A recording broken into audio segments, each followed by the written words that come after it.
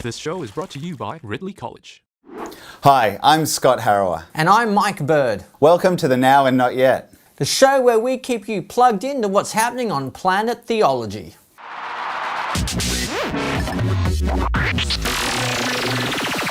So, Mike, what do you think of when you think of a monk and monasticism? Well, I tend to think of the movie The Name of the Rose with Sean Connery, how he tries to solve a murder mystery in a monk and there's manuscripts and all sorts of things and you're not allowed to laugh. That's what I think of when I think of monks. And what do you think if I said to you, the new monasticism? What would a monk look like in today's context? Kind of like, I don't know, maybe a hipster in a monastery with a quill doing his tweets by hand. I don't know. Well, Mike, there is a new monasticism, and it's very exciting, and it burst into the scenes in about the year 2000. It was a movement, a lay movement, designed to encourage Christians by saying, hey, the monks had all these really cool ideas. We need to take them, tweak them, and put them into practice in our communities, and we'll be better off as Christians together. Okay, so is it like these spiritual disciplines or the spiritual value of doing monk-like stuff? It is. It's saying I am better off if I get into a good pattern of committing to people around me, committing to read the scriptures, committing to a cycle of prayer and to ongoing prayer. I'm better off if I commit myself to doing something good for the world and something good for the people around me. And Lord, as we feel the gentle sunlight, we're reminded that you are the God of light. The gentle breeze, Lord, reminds us of that breath with which you imbue all things, moving us, consoling us, gently guiding us to know and love you and all creatures. We praise you, Lord, for this garden. So a friend of mine, for example, they're committed to Moabit, which is part of Berlin. Yeah. And together with 8 other families, they live there, they have a house church, and they try to make a difference in their community. And together, as a group, they pray, they read the scriptures, they help each other out in all sorts of practical ways. They share property and so forth. So it's a dedicated community that wants to, I guess, live something like the life that we see in Acts 2:42 and following. Is this kind of rehearsing like the Jesus people from the 1970s, which were kind of like hippies with a Christian twist?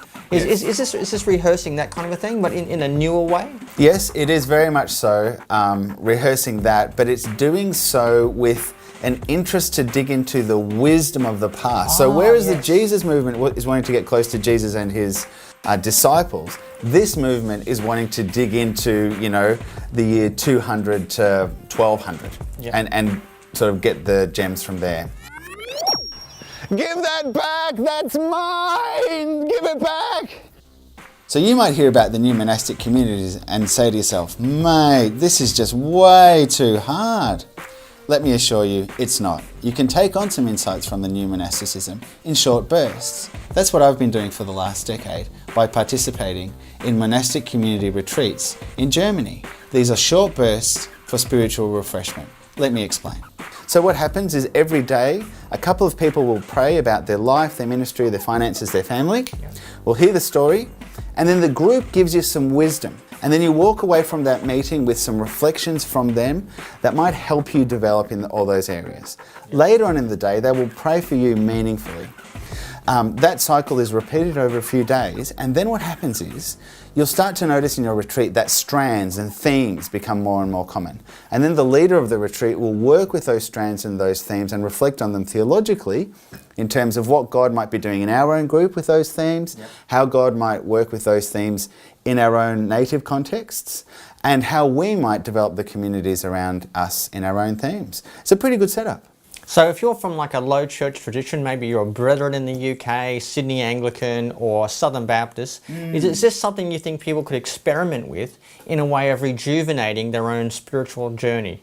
I think it does rejuvenate your spiritual journey because there's a pattern of meaningful, dedicated prayer, scripture reading in the company of other Christians whom you trust and with whom you can be open.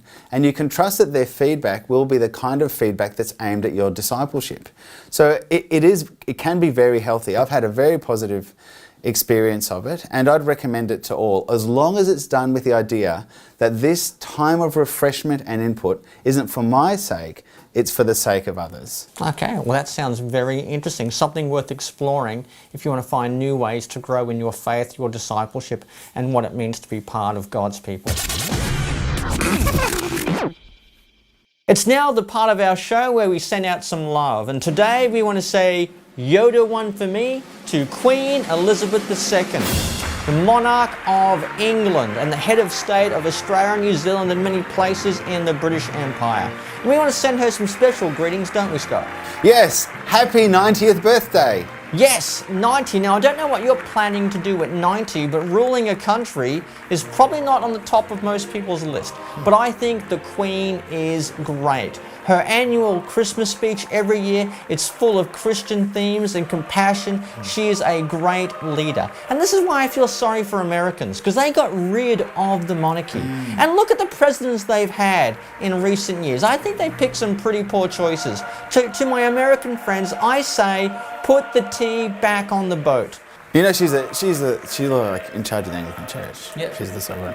And you could have Queen, not just as your ruler, as the head of your church, because she is the supreme governor of the Church of England. You could have some of that too. That's exactly what I think you should have. Isn't that right, Scott? Absolutely. God save the Queen. God save the Queen indeed.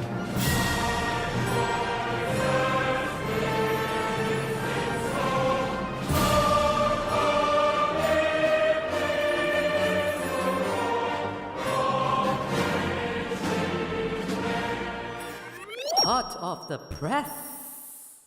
Whoa, whoa, oh, ouch, ouch, ouch, ouch, ouch, ouch, burnies. And here I've got a great book by Bruce Longnecker called The Cross Before Constantine. Now let me explain something of the context. It's often assumed that the cross never really became a central symbol of the Christian faith until after Constantine. You know, before that time, it was bread and loaves or bread and wine or Jesus as the shepherd. And the fixation of the cross is something that happened much later. And it was part largely of the medieval church with their focus on death and torture and cruelty. The baddies. Yeah, the bad men. Yeah. They're the ones who got over enthusiastic about the cross. Instead, we should be more about the shepherd and loaves and fishes. That's more cuddly. That's more cuddly. Yep, that is a myth, and that myth is busted majorly. Bruce Longnecker goes through literary evidence, archaeological evidence, and he shows while the cross wasn't the only symbol that was prominent, it was certainly a lot more prominent than that. And he does a great case of looking at things like evidence from, you know, the book of Revelation, where people are marked with a particular sign. He thinks he can show or insinuate that that was a sign of the cross.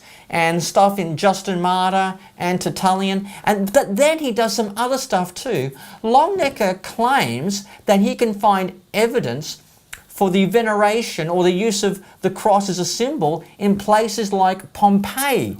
You know, Pompeii, which was, you know, obliterated when Mount Vesuvius exploded in 79 AD. That's very early. That's very early. So Christian refugees fled the Roman persecution under Nero, went to Pompeii, established Christian communities, and places like bakeries, he thinks you can find some Christian symbology, including a cross. Now, some of it's a little bit more persuasive than other strands. Wait, did you say bakeries? Bakeries, that's what I said. So hot cross buns? Well, maybe not hot cross, maybe not hot cross buns, but you know, the cross is a symbol on a wall in a bakery, that type of thing. And he goes through all the various things, signet rings, like I said, literary evidence, catacombs. It is crack-a-lackin'. This is a book that busts a very big myth, and that makes the best kind of book. I should say Longnecker also has a follow-up book coming out soon, which is specifically on the cross in Pompeii. That's the more contentious nature of his claims, so there's more coming out. So if you're into archaeology or anything like that,